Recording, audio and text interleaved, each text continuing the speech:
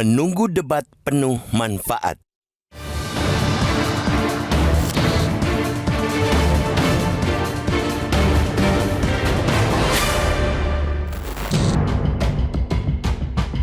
Setelah berhasil menyelenggarakan debat perdana, Komisi Pemilihan Umum atau KPU kembali menggelar debat kedua Capres-Cawapres yang bakal bertarung pada Pilpres 2024. Debat kedua dari rencananya 5 kali perhelatan ini dilangsungkan pada Jumat 22 Desember mendatang.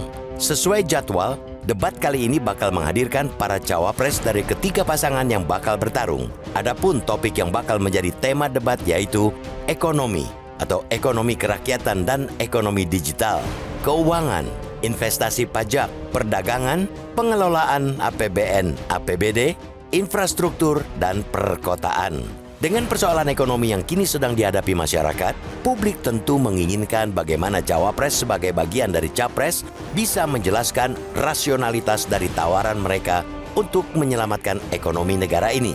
Bukan sekadar berjanji memberi tawaran makan dan minum gratis atau meningkatkan pendapatan per kapita setinggi langit, tapi tidak jelas bagaimana cara mewujudkannya. Masyarakat ingin mendapatkan pencerahan bagaimana ketika terpilih, para pemimpin negara ini bisa mewujudkan pertumbuhan ekonomi hingga 7% di tengah situasi perekonomian dunia yang tidak baik-baik saja. Atau bagaimana mendatangkan investor di sektor manufaktur, baik lokal maupun asing, di tengah investasi di sejumlah sektor industri yang masih lesu, bahkan ada yang tutup total. Masyarakat tentu sangat berharap pemerintah mendatang bisa membuat arah kebijakan yang mampu menyelesaikan masalah lemahnya struktur ekonomi yang diwariskan era saat ini. Apalagi saat ini kita tengah menghadapi persoalan arah pembangunan infrastruktur yang belum sejalan dengan industrialisasi dan penurunan biaya logistik. Karena itu, calon pemilih tentunya ingin pemerintah mendatang bisa secara konkret mendorong sumber ekonomi baru yang lebih berkualitas dengan tetap menyempitkan angka ketimpangan dan mengurangi jumlah masyarakat rentan. Jika berkaca pada pelaksanaan debat perdana, publik atau calon pemilih tentu berharap para cawapres secara gamblang bisa menunjukkan kualitas mereka dalam berargumentasi menjawab pertanyaan dari panelis ataupun menyanggah pernyataan kandidat lainnya. Bukan hanya menunjukkan gestur tubuh dan mimik meledek untuk sekadar lari dari substansi pertanyaan.